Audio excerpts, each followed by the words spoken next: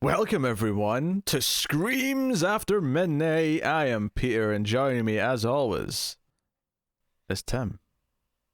Yeah. That's it. Yeah. I was trying to, I don't know. I was trying to think of some, I don't know, a joke about Mick Jean. I don't know, calling me Mick V or something. I don't know, but it didn't come together in my head in time. And we're all suffering the consequences. So this is our horror movie podcast. We talk about horror films, obviously. We watch a movie, we get together, we talk about it. It's really quite that simple. And this is the Octoberthon. We're doing a bunch of extra episodes, and this is obviously one of our many episodes this month, celebrating the month of Halloween and all the horror goodies that people tend to enjoy during that time. So this is actually kind of notable. This is a sequel, of course. We're doing The Babysitter Killer Queen, which is a sequel to The Babysitter. And this is kind of cool because we actually did The Babysitter, the first one, in the Octoberthon in 2017. So it's been exactly 3 years, basically, since we did that film. I think that might even have been the first one we did that year. Maybe it was the second one. I don't know. It was right at the start of the month.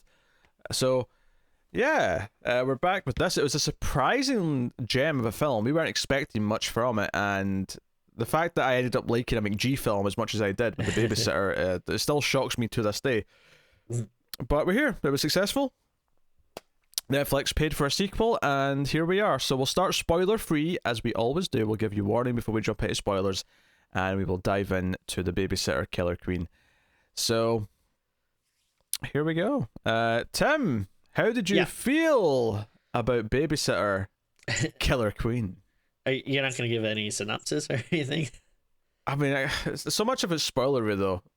Okay. All right. Basically, stuff happens again. I mean, from the trailer, you'll know that a lot of the characters who did die in the first one are back, and that there's supernaturally reasons why, because of their pact with the devil, and they have to kill Cole, our main character, by sunrise to make it permanent and get everything they want.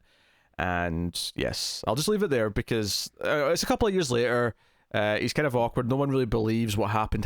They all think he's kind of crazy because they never found a body for the babysitter, or presumably any of the others. Like, because otherwise, if there was other dead bodies lying around, surely they'd put him in like a hospital and never let him go because there's like dead bodies lying everywhere. But supernatural reasons. This is like such like a weird movie thing where, I mean, maybe this would happen in real life, but I like to think if someone went through like a traumatic event, they wouldn't get bullied for it. Like, it always seems like that happens in movies where someone like will bully someone and like make fun of, like, I don't know, like their dead mom, or like or losing someone in a tragic accident. May I quote here something from one of my favorite sequels of all time? Sure. And he's an orphan, and he's an orphan. I mean, like, I guess, like, I wouldn't be, I guess, super surprised if that did happen in real life, but it just seems like it wouldn't. I don't know. Yeah, I mean, people weren't as bad from what I remember from high school. Although, as I was pointing out before we started recording, I said that it's freaking me out that half the main cast of this movie were born after 9/11. Yeah. both Melanie, who's the girl from the first movie, sort of the love interest, who's his neighbor and best friend, and the new character Phoebe, both the actresses who play those roles were both born in 2002. I didn't check Cole though. I was checking Phoebe because she was bugging me because she was so familiar. Something about her was really recognizable. Cole doesn't have a birthday on IMDb. Oh well, sucks to be him. But Jenny Ortega, who plays Phoebe, the new character, it was bugging me like where I thought I knew her from. And what's so weird is that it turned out I didn't. She actually has a really she's in some small roles and stuff that I have seen from a long time ago, but obviously she was much younger. She was in like Iron Man 3 as a small character, and she was in something else. But what I was actually confusing her with was she reminds me so much of an actress who is in the new Lost in Space TV show. And it's what's funny is that the actress in Lost in Space is actually a different race, but her face and her voice and the way she smiles is so, like, if you had told me they were sisters, like with different dads or something like that, I would have believed you because they're so similar. Because I was to the point where you do that thing where you're watching something like, I know her from somewhere, and I didn't. She's just so similar to this other actress that it was I was like, whoa, this is weird, just how much she's reminding me of her. And even after I knew she wasn't in any way like related to her or anything, I was like, no, she's still reminding me of her. I'm still seeing it and hearing it. Yeah. No, that's funny. I actually thought the same thing. And yeah, I did. I think I did a very quick IMDb as well to see like, was she getting anything I knew? I feel like that might happen with like a few other people in this movie too. But Yeah. it's kind of weird that I was like, oddly enough, actually, a same thing with the dad, like the hippie Oh, marijuana Melanie's. smoking. Yeah, Melanie's Yeah, dad. I was like, I feel like I know him from something too. And then like, I mean, he's had lots of bit parts on like different things, but nothing that like stood out as like, oh yeah, I definitely know him from that. So it's yeah, it's strange. I was feeling that a lot in this movie. Yeah, just one of those weird things. But yeah, so I was asking you what you thought of it. I was like, what were we talking about? Oh yeah, we haven't even said if we liked it or not yet. I thought it was pretty bad. The Oof. and yeah, I do remember liking the first one. I am curious if I go back and watch it now how up I'll still be on it though. But I just feel like this movie is I hate the look of it. It's like very clean and like in a very like, I don't know, uninteresting way, and everything is kind of like bright, and even when it does. It's very bright. Joe, so this on Netflix is in 4K with Dolby Vision. Dolby Vision being like super HDR, basically, right? And that typically makes things brighter, which is normal. But this movie was so blindingly bright that it was distracting and washing out details. I actually had to change the settings on my TV to make it watchable. So I just wanted to throw it in there since you mentioned the visual look of it. But it's like, even when they try to do like interesting stuff, like, hey, we'll do like flashback scenes and like we'll put like a, like this kind of like looks like a VHS tracking, like filter over or something. Like, it doesn't look good. It just looks like a cheesy digital effect that they just threw on. And like all the characters are super one note, that just like the jokes just really didn't work that well for me. It just, I just like a lot of stuff, I kind of roll my eyes at, like, okay, we get it, like you're the cheerleader and you're like making jokes about being dumb and hot, and like, all right, yeah, like you're the like black guy who's like talking about being the black guy in a horror movie. It's like these are all just very like old and played out to me, that I didn't really think it was funny. The story felt super forced and like had a lot of like really dumb stuff that it felt like didn't need to be in there. The one thing I will say that as negative as I'm being, the saving grace for me that I actually did really like, and I will commend them on this, is they had a lot of really fun creative kills. I think the kills in this are I mean, it sucks. I can't even really give them enough credit for this, because the ideas of a lot of the kills are very good, but a lot of them have really bad like digital effects on them. So sometimes it'll be like, oh, looks like this is gonna be like set up for a really fun kill, but then it's ruined by like extremely bad like digital blood, or like, I don't know, like a digital thing like falling on someone. So I will give them credit for having like fun creative kills, but they are marred a little bit by the reliance on CGI. But yeah, I wasn't a fan, unfortunately. well, those hot takes out the gate. I actually am not going to fight you too much on this, to be honest. I think overall I wasn't as down on it, mainly because once the kill started, and I agree the CG's there, it didn't bother me too much. So I've definitely seen much worse CG when it comes to like, well, we're going to do CG blood instead of like an actual prosthetic or whatever. There's definitely one or two though you couldn't have done without CG. There's one in particular I'm thinking of where it needed to be CG. It wouldn't have worked without. But I was actually a little relieved when I got to that portion of the movie, because I actually am kind of with you in the sense that I thought the first like 15-20 minutes of this were really bad. Like I The opening 20-minute section was a terrible comedy where most of it wasn't landing for me. I hated every single time it cut to the hippie dad with Cole's dad. Yeah. I hated all those scenes. I thought a lot of the comedy in this one felt a lot more forced than the original. Once the actual plot started, though, once it actually got to, okay, here's what the crisis is of the night and what the actual plot of the horror movie part of it is, and once that got going, I got a lot more into it because the violence started and the kills are fun. The gore is fun. There's some interesting things that it tries to sort of throw into the mix towards the ending. There's some sort of reveals and kind of, I don't want to say twists, but like, reveals within reveals and kind of like adding to the backstory of some of the stuff. Like, there's some interesting ideas there that I'm not really sure how much I love or hate, to be honest. I'm kind of in a weird kind of, I guess it works well enough kind of attitude with them. So I think I was enjoying it for the trashiness that it was once it got going, but every time it cut back to certain comedy beats, I didn't like it, and then I hated the first like 15-20 minutes. Like the therapist in the school, the awkward, he can't really speak in classroom, his parents thinking he's crazy and like having to send him off. Like, there was just, it felt like it was being a dumb comedy that wasn't that funny for a good 20 minutes, and then once it actually kicked into, okay, here's what the danger is and here's the actual menace of the movie and the threat and the survival elements. So once it got to that, it was a bit more fun for me, but I can't really argue too much.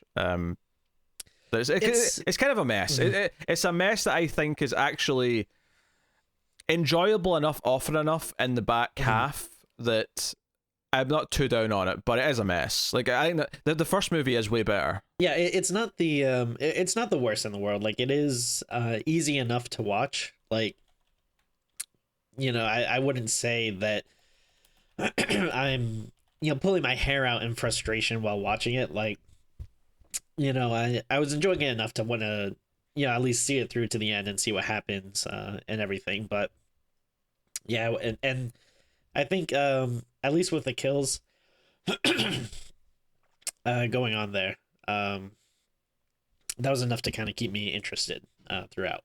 Yeah, the kills are kind of over the top and wacky, and they were in the first movie as well. I think what's weird about this from a sequel perspective is that the first movie, I mean, it wasn't grounded by any means. It was cartoony and over the top, but the first movie, like, they're trying to like sacrifice someone to the devil or whatever for the gifts of immortality and successful lives and whatever. But it never actually did, from what I recall, anything that's supernatural or overtly supernatural in the movie itself. It was very much played as, this is like Home Alone, but way more violent, and the kid's actually killing the people that are coming after him. Whereas this movie, they're straight up kind of back from the dead. There's rituals at one point. There's visual effects of like magical stuff happening. Like, it's a lot more actual, hey, all this supernatural shit is actually going on, and we're seeing evidence of it and all that. Whereas the first movie, you could have almost, I mean, admittedly, it's been a few years now, so maybe I'm forgetting some key moment where it did show that stuff was real, but for the most part, I remember it kind of being, where this may all be fake, they may all be a bunch of idiots, and none of it's actually real, and they just think they're sacrificing him for whatever they think they're getting. So, yeah. But I mean, like I say, I had mostly fun with it once it got going. I do think it helped that I thought Phoebe, the new character, was likable, and once she became kind of a main part of the movie and was playing off of Cole, I think that's where it kind of found its groove, and I was kind of into the main plot. Like I said, there was still stuff that it was cutting to occasionally that I didn't like, but for the most part, I was into it from then on as a trashy movie. But it definitely isn't as good as the first one, not even close. Yeah. So, but no, I still expect that I'll like the first one a lot. It's just that we're in sequel itis here, I guess. It's it seems like a very unnecessary sequel. Like, yeah, and the first one really stood well on its own. It didn't really seem necessary to have this. Yeah, there's an early retcon in this actually that I do think. I mean, it kind of works because the movie's so pulpy and whatever, but it does kind of like take away from the first film a little bit. When you watch the first film now, if you're remembering what happens in the second one, you're going to there's an element to it that's going to be a little ruined because of what they do with a certain character in the second one. So we'll talk about that in spoilers, but that's the gist of it, which is, I guess, we'll probably get into now, so we can actually talk about everything in the movie. But to say it's a bit disappointing, outright bad in some elements. So overall, not particularly great. So I'll take this time to thank our Patreon producers at the time of recording. So thank you to Tyler Hess, Cindy Palacios, David Short, Board Now, Al Tribesman, Christopher Moy, Brett Williams, and David Brown. They are all our $20 or more patrons on patreon.com/MailFuzzTV, which makes them producers. You can, of course, support us for as little as $1 per month. And for that $1, you get access to an exclusive extra episode of Screams After Midnight every single month. You actually get 4 this month during the Octoberthon. And you get access to the back catalogue, of course, which is now over 20. By the end of this month, it'll definitely be over 25. So go and have a look and see if you're interested in any of that. At the $5 tier, you get to vote on a movie once per month. You get early access to episodes by a day. And then there's some other stuff at the higher tiers. So go and have a look and see if you're interested. But that is a Patreon. So full spoilers then for Babysitter Killer Queen from this point on. Like I say, a lot of bad comedy at the start. Introduces the new girl. Like, for some reason, Melanie, the love interest in the first one's got a new boyfriend who's a complete dumb jock. Like, why this is... I mean, it makes a bit more sense later, admittedly, but at the time it was like, why? When it felt like it was setting those two up in the last movie, why are we doing this now? Other than for forced drama of, there's a boyfriend to get through before they can have their big payoff. And then, did you think Melanie looked a lot like the babysitter? I think that was intentional. Yeah, because I kept getting confused. Like, sometimes when they would do those like flashback scenes, I would be like, okay, wait, is that supposed to be the babysitter, or was that like Melanie or something? Like, I don't know. Yeah, I obviously, because the first big twist, of course, is that she makes a point of inviting him out to the boat that she's going to with her friends. And he's a bit of a loner, but his parents are going to try and ship him off to a psychiatric academy or something like that. And he goes with her. They're playing 2 Minutes in Heaven, the truncated version of 7 Minutes in Heaven. And the big twist here is that Melanie kills someone else who's there by like just ripping out their throat with a hook. Very brutal. And the twist of this one is that now Melanie, who was the sort of the sympathetic love interest in the first one, is the evil babysitter type character, who she's the one who's now set things up with her friends. And then all the dead characters, excluding the babysitter herself, pop up here, and Cole's freaking out, and this is where the movie really gets started, of course. And this is what I was talking about when I said the choice to like change something from the first movie kind of impacts it, because I remember the relationship between Melanie and Cole in the first one being kind of sweet and kind of being the heart of the movie, that she was willing to root for him. So while this is a goofy enough franchise essentially to sort of do wacky things like this, it is kind of a shame that if I watch the first one now, that element is going to be a little like yeah.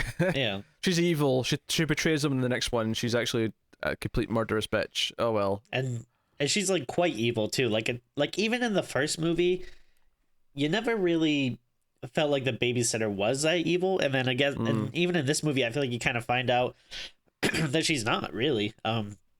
Versus Melanie though, who seems like she's just straight up evil. Like I think the only reason she's doing this is because she wants like more online followers. Like, yeah, that was the implication. Yeah. Yeah, well, that's the big thing, is that they do a bit of a face turn for the actual babysitter. At the end of the movie, we don't see her, like we see her in the sort of quick flashbacks when she's recruiting the others, because before each of the sort of characters, the 4 characters who come back from the first one, right in the scene that each of them are going to die, it does this thing where it flashes back to where they were recruited by the babysitter, and this is all fine, it's whatever. But the big thing is that they keep hinting at the backstory for Phoebe, the new character, right? Who is very kind of against Cole at first, and they end up together because she just happens to be on the boat looking for help because her little ski jet ran out of gas, and she ends up being on the run with Cole, and she tries to ditch him at one point, but then this creepy guy tries to like assault her, and Cole's there to kind of help her out, and then they kind of it's enough to make them bond, so that they're kind of like together now in this. And we'll go through some of the kill scenes with the characters and all that in a bit. But to get to the main plot stuff here, is that it keeps hinting at her backstory, that her parents are dead. What happened to her parents? You know, the rumors in school is that she killed her parents, and technically she believes she did, and that she insisted that she go look for her bunny rabbit or whatever it is, and ended it with a car crash. It's kind of like how Bruce Wayne blames himself for leaving the theater, right? Yeah, because he was scared. And the big twist at the end of the movie is that B, the babysitter, was also her babysitter when she was little, right? Because she's obviously much younger. She's like 6 or whatever. And she was actually driving the car, and it's the car they go into is the parents' car. And B, when she wakes up in the hospital and Phoebe's on life support as a 6-year-old, the devil, because B's like, oh, how's the little girl that I was with? Is she okay? Is she okay? And the devil says she can be, and she basically makes a pact with the devil there to save Phoebe's life. So it sets up that she only ever made a pact with the devil in the first place was to save an innocent life, and everything she was doing in the first movie was to make sure that the devil couldn't take Phoebe's soul, once she became of age or whatever. So it actually turns her into kind of this hero. So when you look back at because in the first movie it did set up this idea that she was kind of rooting for Cole to fight back, like past a certain point. I remembered feeling that, and she wasn't as vapid as the other 4. She wasn't. She was as selfish as the other 4, and it now gives her this like weird motivation. And then turns out that she kind of planned all along for this to kind of end with them winning, where. You know, at the end of the movie, when Cole just says, "You must screw it. I don't want you to hurt Phoebe. Take my blood. I'm done. Take it." And they take some of his blood. They drink it, but they all die instantly, basically, because he's no longer innocent. You know, he had sex with Phoebe. The rest is where it reveals. Oh, they had sex, so he's not innocent anymore, and therefore the blood's impure, and they all just sort of explode, basically. Because they all come back, because they've all died before already at this point. So they all come back at the end, at the ritual things. I'm not sure if I missed something, but like, did they explain how they came back in the first place? Like at the first time at the start of the movie? Just kind of loosely, they just kind of say that, they're back because of the pact with the devil. Okay. Like, I mean, I know it's probably not the kind of movie that you should be worrying too much about that, but I kept thinking like, all right, is there a reason that they're back, or is it just like, hey, we like these guys from the first movie, let's get them back here? Pretty much. I'm sure if they make a third one, which there is technically a post-credit scene that kind of hints that there will be, that they'll probably bring them back again somehow, because they want to, even though the story feels super done at the end of this one, because it added all this extra backstory stuff in and turned Samara Weaving into a heroic, tragic figure who sacrifices herself at the end by drinking the blood intentionally to kill herself. Yeah, I feel like I wouldn't have minded it so much if they also tried to kind of bolster some of the new characters, which like I feel like I do like Phoebe, as again one of like the good guys, but I feel like the other people, like what a Melanie's like dumb boyfriend and his friend and stuff, like I feel like you never really get any type of like FaceTime with them. Like no, they and they don't even die properly. They just kind of explode magically because they try to leave and quit the night. Yeah. It's only the 4 characters from the first movie who have time and also get proper deaths that are fun. Like those are the ones who all get to die in interesting ways, which we'll talk about in a minute. But it's certainly a bold move to like give B this like face turn where she actually had a good reason for doing what she was doing the whole time. And I'm not sure how that's going to play up, because I mean it's been 3 years since I watched the first one. I'm wondering when I watch the first one again, am I going to be sitting going bullshit? Yeah. She's so evil. What are you doing? But maybe not. Maybe I'll add a spin on it. The problem is though, is that if I accept that, then I also have to accept that Melanie's going to be evil in the second one, and that kind of ruins some other parts of it. So it's this weird thing where they've tried so hard to add to the continuity that it's really messy now. Yeah, I think my problem with it is I don't exactly mind some of the intentions, because it's like, Samara Weaving is a very likable actress, and especially now she's a bit more popular, so I can understand maybe you want to have her around, and hey, maybe it'd be fun if she teams up now with with them or whatever. But the problem with it though is like it feels so forced. You know what I mean? Like like that line. I think at some point, like, when Phoebe's like, "Hey, that's my babysitter," I just kind of like rolled my eyes, like, "Oh boy." Um, I don't know. It's like it makes sense, like, story wise. I don't think it's necessarily like the worst beat. It just, I don't know. It all felt very forced to me though. Yeah, also, like, how old Samara Weaving supposed to be in these movies? Because I always got the impression in the first one that she was only just, like, early college age. So if she was babysitting Phoebe when she was 6, and she's the same age as Cole, who's like 17 now, right? So Yeah, 11 years ago, that would put her at like junior high age, yeah, give or take, right? Let that me makes sense. let me check her actual age here. She was born 1992, so she's what, 28, right? But obviously, it's been a few years since they shot the first one, so she was so. Assuming, I mean, and this isn't always the case, but assuming she was meant to be her real age in the first one, she was 25, meaning that she would have been 15 or 14. So even using her real age, she's still a little bit too young in the timeline for being a babysitter who's driving around the kids. Yeah. You know, There's some like weird stuff, like Bonky. the um one character, I forget his name, but I mean, I hate to do this, but the black character, um he, like, when they show his backstory, and like he wanted to be a recording artist, Mm-hmm. um like, he's dressed like he's like in like the 80s or something. Like, I don't know, like, I don't know. It seemed very weird to me. I was like, all right, like, how old are these people supposed to be? I think the Like, idea, it's not so much that it was old. I think the idea is that he was supposed to be dressed like Michael Jackson because he had like a red leather jacket okay, on. And so I think that's what they were yeah, going for. Is it was trying, even though the music that he was doing, I mean, it was terrible because the whole point was that he was bad at it. But yeah, it wasn't even like it was trying to be like a Michael Jackson esque, style. So yeah. Yeah, it's like, I mean, maybe not even 80s. Like, I mean, maybe it's more 90s. Like the haircut and stuff like seem very much like that. And I mean, maybe I'm thinking about it too much, but it is weird that it's like, all right, well, when exactly is this happening? Why is she like, how old are these people? I don't know. yeah, and I wouldn't feel too bad about not remembering his name. Can you name any of the other like those four? Oh no, absolutely. I mean, it's shirtless guy cheerleader. Yeah, I don't know. Yeah, black guy and Asian girl. Like honestly, like that's just how Yeah, you remember them. There's not really much and to them. that's and like that's like a lot of what their jokes are. Yeah, Like, it is. Yeah. yeah, Um, and like Bella Thorne's cheerleader character, like, mm, has some of the more foul sort of language and stuff. Like she's constantly swearing and making sex mm, jokes and whatever. I'll be honest, she was kind of distracted in this because she's just been in the news the last couple of weeks because she caused a lot yeah, of controversy with OnlyFans.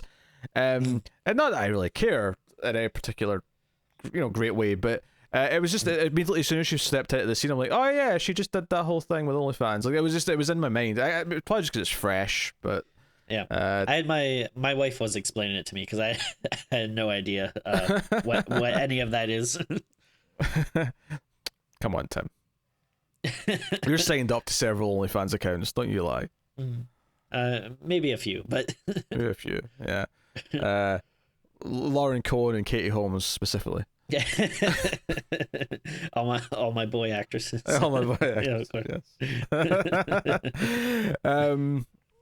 Yeah. So no, it. Yeah, I mean, the twist didn't annoy me that much, but at the same time, I think at that point I'd accepted it was just kind of a sequel, and that Yeah, if it was another movie I was taking more seriously, I think it would have yeah. been a bigger problem. But At that point, I'd yeah, already kind of like not written off per se, but like kind of accepted it was like a weaker sequel that was just decent fun in places, but nothing like the first one. And I think yeah, because of that, it didn't make me mad, or any of the reveals made me mad. So, we have to actually let's start with so obviously the two characters, Cole and Phoebe, must have had sex when they were in the basement because there's a cabin up yeah, here in the middle of nowhere where her parents owned it, and she has like this secret basement area. Um, there is a kind of weird scene here where he really needs to pee all of a sudden, so he doesn't want to go outside because it's dangerous because the killers are roaming around. So he goes in like a jug that's like by the or a vase by the fireplace, and she turns around because he's he's self-conscious and he's peeing into the thing, but she kind of like, and this was weird because it wasn't like anything actually happened, but it looks like she's getting scared. She starts backing up as if she's getting closer to him by backing away from something, and then there's nothing there. But when she like pushed his hand on his shoulder, he turns around and his pee hits her in the face, right? And it's this sort of like very sort of almost slapstick comedy moment. And what was weird about this is one is that there was nothing really there to make her scared afterwards. It just kind of glossed over it. Two, they have their first kiss like a couple minutes later downstairs, and all I could think was when he was kissing her, I was like, her face has pee on it. Like, she has pee all over her face. Yeah, and her reaction to it was like pretty understated. Like I forget what she says, but like she basically though, like she doesn't like freak out, which is like surprising. Like if that happened to me, I'd be like what the hell, like Jesus, you know. But instead she kind of just like makes like a little quip, is like and I'm like, really, that's all. She doesn't she doesn't even really wipe her face. She doesn't even like take out like a napkin or something. It just wipes it. She just sort of like accepts it, like, oh, I've got piss in my face. Oh well. But I feel like it's I like that you bring up the setup about it, because I think it's my problem with like a lot of stuff in the movie. Everything just feels so forced. Like it's like they knew they wanted a joke where he pees on her, but they didn't really think about it too hard. So it is just like, yeah, I guess just kind of keep backing up until you back up to him and he'll turn around and pee on you. Like, you know, it's not very clever. Yeah, talk about the weird. This is back at the start of the movie where like I hated just about everything that was happening. Is on the way to the pier or the beach where they were going to the boat. The condom scene. Yeah, like this was so weird. So he's in the store with Melanie and he's kind of being awkward and lonery, and she's like, "No, come with us, you'll have fun." Like, and he feels like all like kind of into her, and then he sort of stares a little bit at the condoms behind the counter, and then for some reason the woman who works at this gas station is a porn star, I think. Like, I'm not. Yeah. She walks out and she's wearing just this like skinny little leather kind of like top and leather like skirt, and that's all she's wearing. Like it's like, why are you dressed like a stripper? You're working at a gas station. It didn't make any sense. And she's like super hot. Like she's like they've got someone who's like, why is this woman working here looking like this? This makes no sense. Yeah. No, it's very strange. It feels like very like I don't know, like what do you call it? Like it's very like leering. Like you're meant to kind of just leer at her, but like again, there's no point to it. Like there's nothing wrong, with having like attractive woman or anything, but I don't know, it feels like kind of gross because there's like no reason for it. I mean, it's just the way she's dressed, and then the whole scene is her saying, "Oh, you look at the condoms, yeah, take these Magnum XL ones." Because he says, "Oh, you're with that girl?" She's like, "Oh, she's got a boyfriend." It's like, "F that guy. Here's some condoms. You go get her, tiger." Like, what is this scene? And then like she like charges them like $100 or something for her? Like. Yeah, for the condoms, the Slurpee, and whatever else. Like, I think what the joke's supposed to be there is that all the group were getting stuff, and they all walked out and left him to pick up the bill for everything. Oh, okay. I think that's what the joke was supposed to be. Okay, I might have missed that because I thought she was just saying like $100 for the condoms. I was like, really? Like, wait, is she? She's like trying to sell them to this guy that doesn't even really want them, but that she's also like extremely overselling them. But that makes sense though if everyone else bought stuff. Yeah, now they're gold-plated condoms, Tim. Okay. Gold-plated for no one's satisfaction. I'm going to use this gold-plated condom, but it hurts. I don't care. It's classy as F. Hey, what do I look like? Gold member here? But and I guess it's important to note that they're driving up here in Melanie's dad's car, which is like this crazy funky car. Yeah, it's got flames on it and stuff. Which the running joke is that her dad cares about why his car's missing, not where his daughter is. That's the one joke the whole time. Funny. Hey, He just wants to smoke weed and look at his car. He doesn't care about his daughter. He repeatedly says things like, "Is she okay?" And then when the other get, when Cole's dad says something like, "Oh, they're fine, Melanie's okay," he's like, "No, not her, the car." Like that's the joke. Like 5 times we do this joke. It's annoying because they keep doing it and it's so obvious. Like it would be fine if you could do it once as like a misdirect, whatever. But yeah, by like whatever the 3rd or 4th time, you're like, all right, we get it. You're a bad dad. You care about your car. Like, all right, get over it. Yeah, and the parents weren't really in the first one that much. Like they're at the start and they leave, and obviously come back at the end. Here, we keep cutting to the dad. The mum's not in it super much, but like they're in it a little bit more because they're worried that he's went missing, that he skipped school, and they don't know where he is, and they go to the other dad to like ask questions. And there's some forced humor here where, there's an anal sex joke, and there's like, it's just everything about it's super awkward. Like because like I say, most of the stuff in the first like 20 minutes I hated.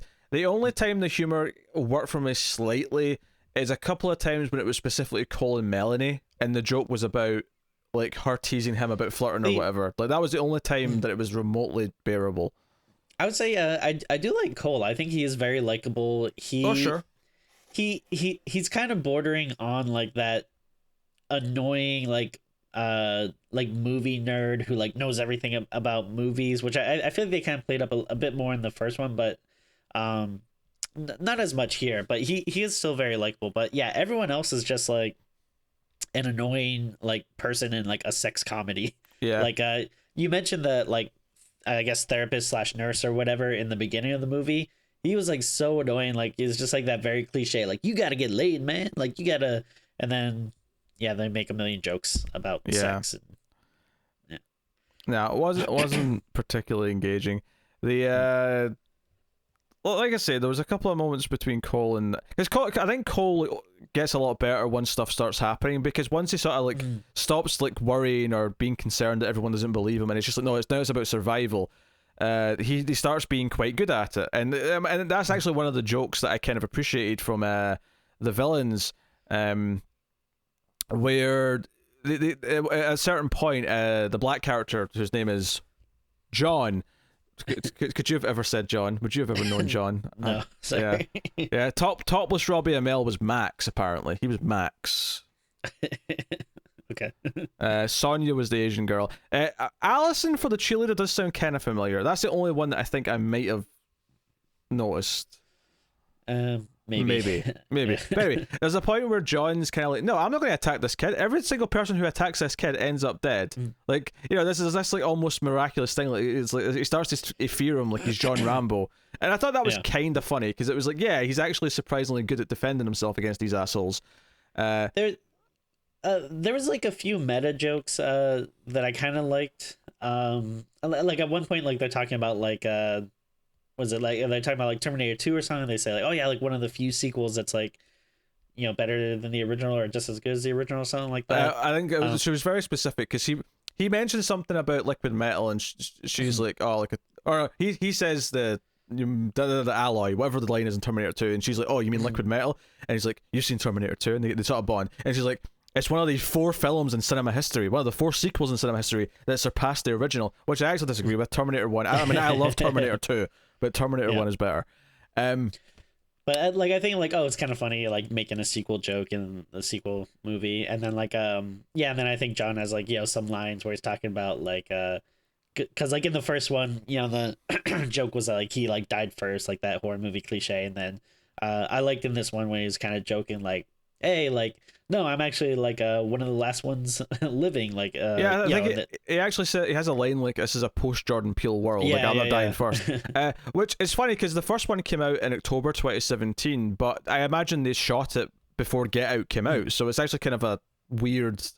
Like, was he watching Get Out in like hell? In his time off. Good point. I don't know. So that's kind of funny to me, but like the. Yeah, so the deaths themselves though are actually really fun. Like once the chasing and the killing starts, it's like, because what do we have? We have first who is first? I think it's Sonya. well, technically it's the girl who with the hook, but we mentioned that already. But out of the four characters, Sonya's first, where and then she kills the rapist guy, I believe, right? She kills the rapist guy with the flamethrower, and basically they kill her. Cole, the rapist's car, he drives it into her, which doesn't really kill her, but he has a surfboard on the roof of the car, which then slides forward and decapitates her, and leaves a blood stain on the rock. And it is funny, they like run over like a couple of times. Yes, they do. They run over a bunch of times. And it makes sense that they're kind of indestructible because they are technically dead. So it makes sense they can take a bit more of a beating.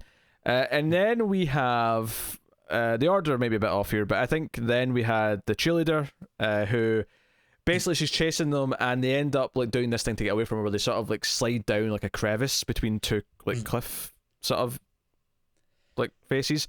It's really narrow, and the two of them kind of slide down it quite successfully to the point where it's actually almost impressive.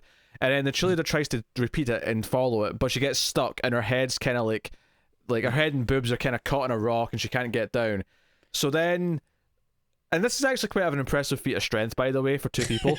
But they basically just sort of grab her feet and pull her down, and we get this like CG obviously, but it's kind of a glorious thing where they just essentially pull her body away from her head, and we see her neck just kind of pulled away. And I appreciated especially the amount of blood squirting out of her neck, or, you know, the stump, as it was on the floor.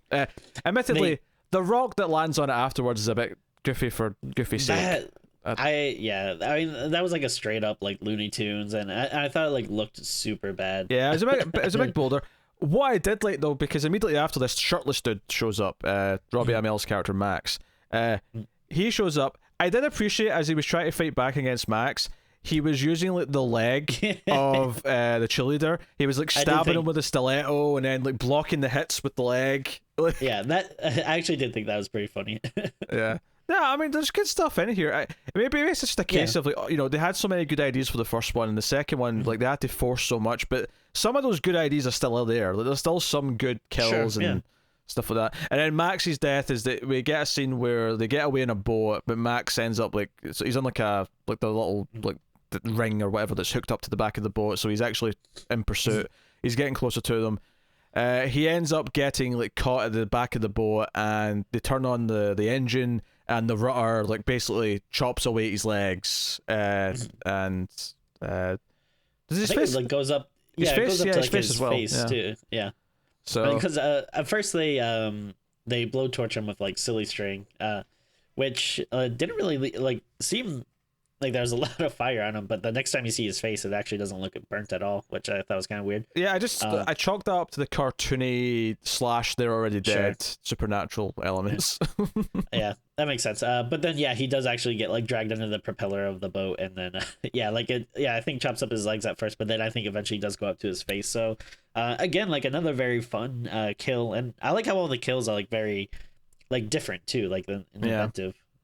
And I mentioned that Melanie's evil, and she is in the way she talks to everyone, but she proves it in action because when Cole's dad and her dad get there, she actually kills her own father because he gets mad at her and says she's grounded, and she just chops off his arms. Oh wait, I have a quick question though. Yes. So did she kill her two friends, or did they basically die on their own because they were like leaving or whatever?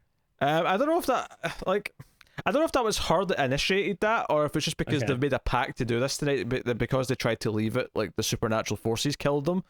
But yeah, that happened. And then John dies. He's the last one to die out of the four. And his is actually quite funny because he tries to like defend himself and kill Cole, but it's actually his own stupidity and clumsiness that gets him killed. Like a chandelier falls on him, or I think was it a was it like a deer head or something? Like I think it had antlers, or was it like a chandelier made of antlers? No, it does end up impaled with antlers, but I don't think the antlers fall on him first. I think he ends up impaled with the antlers because you see his eye on the end of the antler sticking through his head. So it ends with antlers, but I feel like the thing that falls from the ceiling can't be that. Maybe it is. Maybe it just falls from higher up. But again, really funny, and he kind of does it to himself. Like it's kind of like a clumsy moment rather than Cole does anything to actually kill him. But luckily, his dad does see B at the end kind of kill herself with the magic smoke and all the rest of it. So he believes him at the end. And from here on out, Cole just lies to everyone and says, "Yeah, I made it all up. It was a delusion. I'm fine now." So, yeah. So I guess I'm assuming like, did they just have like maybe like 1 or 2 days with Samara Weaving or something? Because like it feels weird that like she just comes back like just right at the end. This is the thing though. Is it just because the idea required her not to be there because it was all about building up to her, or could she not commit to doing a full movie, so they wrote it around the fact that she couldn't be there? I don't know. Not sure. Yeah, I don't know. I mean, I think it successfully feels like it's okay that she's not there. Like, I think the plot actually works in the sense that she isn't around, but that could be why they've written it that way. Because she's a busy lady now. She's in a lot of movies. Yeah, and then also, I mean, again, I feel like I probably shouldn't be asking like so many questions. You're probably not supposed to think about it that much, but like, I don't know. I feel like I have so many questions about like the ritual. Like, does it have to be specifically Cole's blood, or can you use like any innocent person? Like, why are they so obsessed with him? You know. I think he's marked in this one. Like, it had to be him because they promised they'd get him because he's the one that all killed. First one. Yeah, I think it was like specific to him in this one. I don't think it was specific in the first one though. I could be wrong. Yeah. I can't remember. I don't know, and it also kind of just feels very like, I don't know. I feel like there aren't really like the stakes aren't really that big because they don't need to kill him. They just need a little bit of his blood. Yeah. Like. No, that's true. And plus, like, all they have to do is wait till sunrise and they'll all just vanish anyway. Except Melanie, obviously, because she's still alive. But yeah, you know. I do like at the end when he like. There's like such like a weird thing, but I like when he basically like, you know, his dad sees everything at the end and then he says something like, "Oh yeah, check this out," and then like he just starts kissing Phoebe. Like, it seems like such a weird thing to like do in front of your dad. I guess it's a callback to the start when his dad was cracking masturbation jokes when he was on the laptop with Melanie. So it's kind of like now he feels comfortable being, you know, relationshipy in front of his dad. I mean, I liked it. I liked the parts of it, I guess. But it is kind of a mess. I kind of like it in spite of its faults, and I definitely think the first 20 minutes is terrible. And a lot of the running jokes that it cuts back to with the other characters I don't like very much. But most of the stuff with the actual like danger, the hunt, and the kills, I do enjoy. Yeah, no, that's fair. I definitely like the kills. I would even say I like them a lot. It's just, man, so many of them do feel like they'd be so much better without like the CGI or digital effects. But I mean, at least they are still like very fun and inventive. But yeah, just everything around it though is I don't know, just kind of irks me. But again, like, you're probably not supposed to think about it or worry about it too much. You know, like it's obviously not, you know, trying to be like high art or whatever. Yeah, I mean, it's definitely not. But I love the first one. But the first one was really good at what it was doing. Yeah, I don't know. I do kind of want to watch them like together now because I don't know if like I would be more down on the first one or if it's just like, I don't know, if like through some luck or magic or whatever the first one just works better. I'm not sure. It does. We didn't mention there's a scene because Phoebe's kidnapped at the end, but she gets kidnapped when Melanie and Phoebe have a Mortal Kombat fight sequence where it goes into like a really low frame rate as it kind of like goes through the kicks and stuff. And at one point, and I know I said Mortal Kombat because the animation style reminds me more of Mortal Kombat, but at one point Phoebe does straight up throw a Shoryuken at her, which, you know, again, interpretive and all that. And the first movie did have a lot of like the facts that came up because of all the movie stuff, and I did like that when Cole's dad shows up and they're upstairs because I didn't really like the first Terminator 2 reference. I thought it was a bit odd and a bit forced. However, later on when Cole's dad shows up and he's shouting from upstairs because they don't see him yet, he's like, "Hey, you know, it's me, buddy, it's your dad." I like that Phoebe says, "Hey, the T800 and the T1000 could both mimic voices," and I'm like, Okay, that's a better reference. Like, you know, the idea Yeah. that can we trust this? Is this some sort of trick because they've got, like, you know, supernatural incantations or whatever they're doing? That's true. You know, Yeah. there's something. It felt a bit more natural to the plot. Mhm.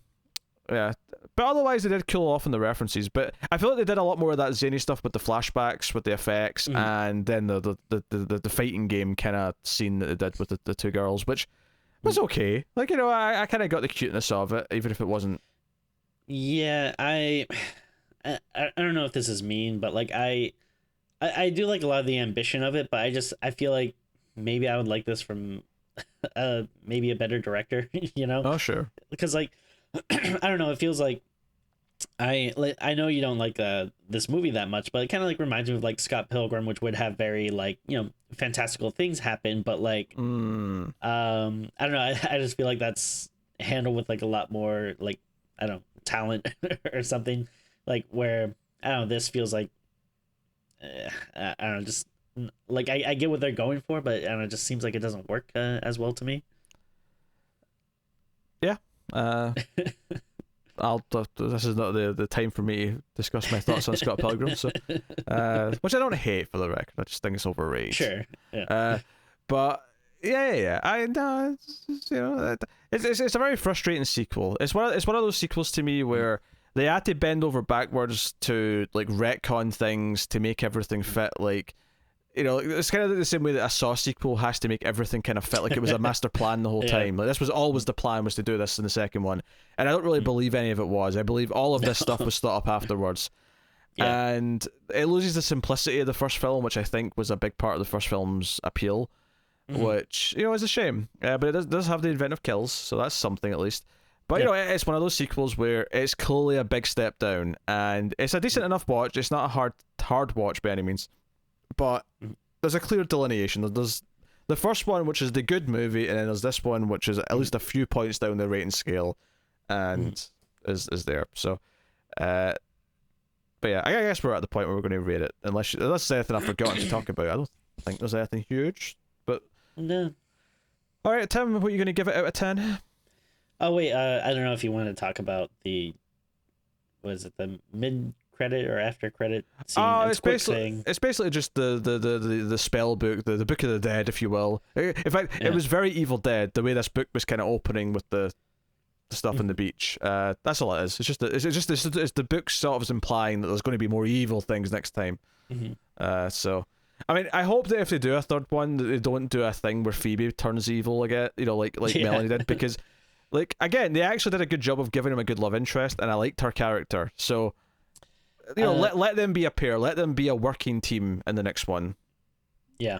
And then like I don't know if again maybe might be kind of too hard to get her back, but if they are able to bring back like Samara Weaving or something, like that would be like a very nice, you know, pair of like heroes to follow. Oh, sure.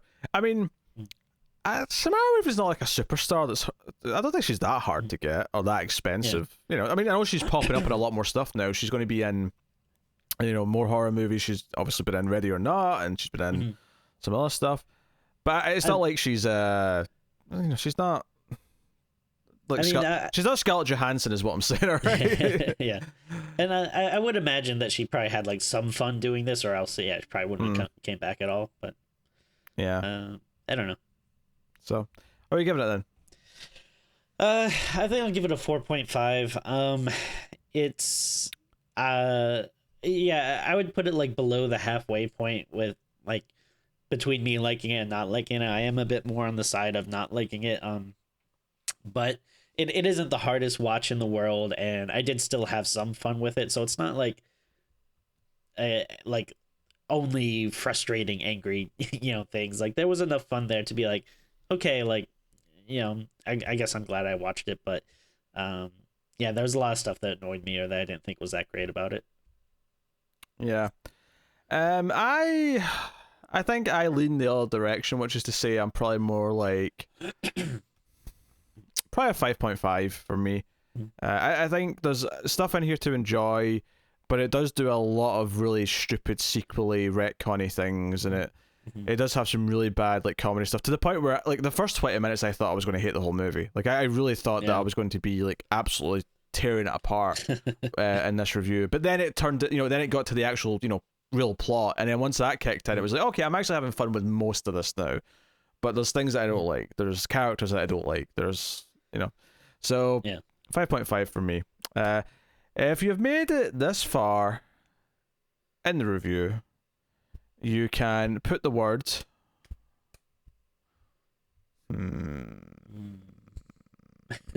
put the words liquid metal into the comments to let us know you got here. You can, of course, do other things too. But before we do any of that, Tim, you're going to do your pose. So here you go. 3, 2, 1, pose. There we go. All right, so yes, get us on the Twitters at Screams Midnight. You can, of course, catch us on Patreon, as we mentioned earlier, patreon.com/MailFuzzTV. Although you can support us for free, nice and easy, if you want to show your support and keep all the content coming and show us what you like. Hit the like button on YouTube, subscribe, ding the bell for notifications. If you listen to the audio podcast, rate the podcast on iTunes, give us 5 stars and a review.